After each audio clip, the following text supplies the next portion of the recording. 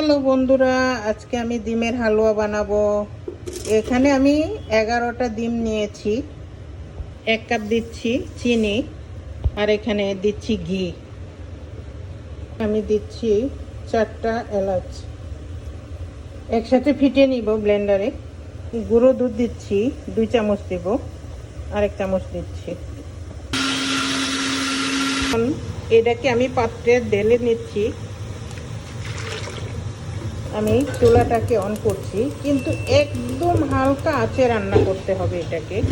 তারপরে এটাকে থামাতে হবে না, এটা নেড়েই থাকতে হবে।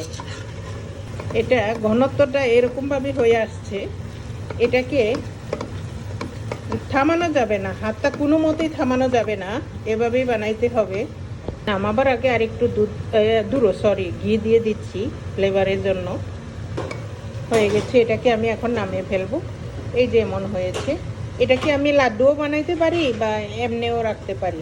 হয়ে গেছে। এখন আমি একটু কাঠবাদাম এটাকে গুঁড়ো করে নিয়েছি, এর উপরে দিয়ে দিচ্ছি একটু ডেকোরেশনের জন্য। করলে আমরা কিন্তু নিজেরাই এইভাবে ঘরে তৈরি করে খেতে পারি। আমি কিন্তু বেশিরভাগ সব জিনিসই, মিষ্টি থেকে শুরু করে আমি সব কিছু নিজেই বাসায় তৈরি করি। ওকে বন্ধুরা, সবাই ভালো থাকেন।